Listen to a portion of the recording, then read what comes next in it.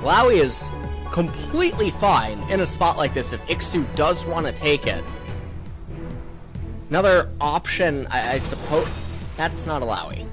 And in fact, that is a champion that rewards what T1 is trying to achieve. And so, this is what I was talking about the whole punting away thing. They got the Ezreal, and yes, the Ezreal, high mobility, good against the Jarvan, good against the Rumble, but he's going to struggle down there in bot lane, and then in addition to that, obviously the Nico comes in, it provides many ways to actually slow him down and provide ways for other teammates to get onto him. And so, even though T1's team composition was straight up and it had potential to get answered very easily by APK, APK punt away on B4, B5, and they pick two champions that thematically don't answer what T1's trying to do very well. And it's going to end up becoming the Ezreal and Azir show, but with a lot more emphasis on the Azir. And things are going to get really scary. If T1 gets ahead, it's only on cover in the Azir to somehow try to stabilize the game. There is no insurance policies on APK. Obviously, Ezreal wants to get to 4 or 5 items. Probably going to go Iceborne Gauntlet this game. That'll give him some more ability down in bot lane. But in and out of vision, pretending to be other people. And yeah, we'll see if that works out here in this game as we're going to hop into match 50. Game number 1, SKT up against APK. Alright, well, we'll see what kind of a start is going on here in this game. Hey, it's Rumble. What? the Meldas. The Rumble in the mid lane, what do you mean? What do you think of that Lulu skin? I can't see it highlighted, but we do have to talk about how APK has been impressing us. Actually, level 2 is going to be hit down here on the bottom side. Secret in a lot of trouble, actually. I think he's got to flash, and he's just going to heal. Will be okay, but nicely done by T1 to get that summoner. But APK as a team have been, you know... Sin sits right next to you out of all the empty seats. And then they cough. And then the Curb Your Enthusiasm song starts playing.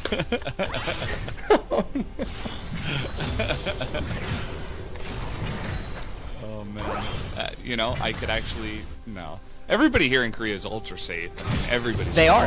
Yeah.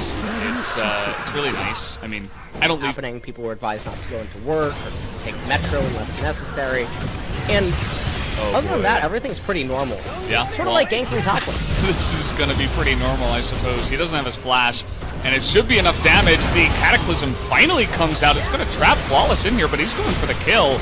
Is he even going to get it? I don't think he will, as Kana is going to put the missile straight into his face, as 2 kills will go the way of T1. That's a really big victory for T1. Getting it on the Rumble, getting it on the Jarvan is really nice. And it's also happening at a timing where they're initiating a rotation to the Rift Herald. They're going to be able to get this, and they have plenty of time to convert this into turret plates and something meaningful. Rumble, he has Short Pen Boots and Oblivion Orb as his first 2 items, so he is dealing near true damage on some of the champions. 보자. He says, let's try to do this. 잘만해. 확인. 잡았다. 나이스. 렉사이 있고. 렉사이 노플이야, 렉사이 노플. 안 죽어, 안 죽었네. 전령까지 바로 하자. No flash. 렉사이 노플이야. 나이스. 전령치냐 이거? 전령하자. Well, that was interesting. I noticed the chat box actually said 14 Rek'Sai, but it was written out completely. Yeah, Which well, is not something I have to I've cut you off seen there. before. There's no dash, no flash. They're going in for this one. He is going to die. Faker baiting him into the fight, and then a rotation coming up from the bottom side. T1, once again, some really clean League of Legends today. Well, Faker doing really good in mid lane.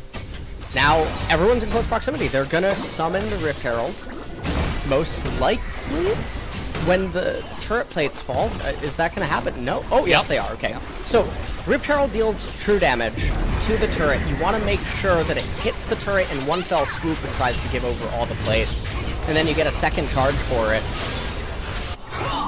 But they don't end up Dragon. Gonna go the way of T1. Callista is gonna get 6 AD from it, so not quite a longsword. but obviously she will get more items the longer that this game goes on. They get more base AD. The GLP really nicely and just putting that on, that aggression. Oh no, who's stuck in here with who? Flawless runs straight into the Callista. Really unfortunate timing for them. He's gonna flash, and you can see that effort just waits for it. Really making it look effortless, to be honest. Another kill, gonna go their way. And how about another one here? Cover, he's trying to run away, but still no flash.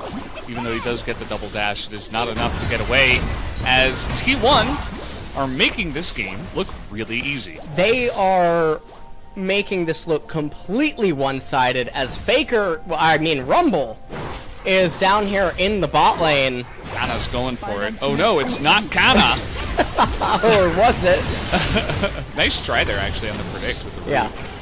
They are going to get the flash out of Secret, and it is Ezreal. Either way, it'll be a fun game for the red team, to say the least, as Flawless going to be spotted here on the ward. That Mountain Drake coming up in a minute and a half. They are really just threatening Kana, saying get out of the lane. And he's actually going to listen just a bit until... Before we moved into round 2, the meta in LCK in particular, it was getting very stale. Yeah, I mean, we had just a lot of the same, and I'm glad that some patches are actually changing things up, keeping it fresh. Somehow you saw Teddy backing exactly there. Teddy had to slightly move over to the side. As we have entered this mid-game, this is one of those games where you've got one team that's really far ahead, and then the other team is just desperately trying to hold on, but they can't actually fight. So they just kind of push out lanes, they don't freeze. Tank extra turret shots that you shouldn't have been able to, or just outright absorb other skill shots, thus invalidating maybe one team's approach to a team fight. So 3.5 minutes, we assume that T1 should be at about 2.5 items across the board, where you can see the APK, they're struggling to get their second item. They found Flawless here in the jungle. He's trying to get away. We got Kana up against Ixu on the side. He's going to miss the chains. And now Flawless in a bit of trouble as he's desperately trying to hit that plant. He is going to flash away. Missile's going to miss, and Ixu's all alone. Where's the rest of APK? Cover's just pushing, and they say, yeah, you got caught. We can't help you out. A 5-on-2, essentially, as the two of them will get cleaned up. And yeah, I mean, T1 just able to pick up a couple more kills just like that. Made it look really easy. And I wanted to point out how well Kana was doing in the weak side of the map. He was playing it so passively. Just yesterday, we saw Doran really struggling because he just kept on getting ganked over and over and over. And he wasn't respecting the ability for that ganks to come out. So they're really offering nothing to APK in this game because of the way Kana is playing weak side. And now they're just going to go for the Baron here as Faker is on guard duties, desperately trying to survive here. He is going to have to flash right at the end as a steal. Can it come in? Waiting for that smite, waiting for it to get low enough, and it will go the way of T1 at the end. LM is going to have to flash over this wall, as it doesn't look like anyone on the side of APK will be able to catch up. Baker really likes that Rumble skin as he transforms back into Rumble. WTF, 2 Rumbles? As you can see Ixu trying to mess with Tarek.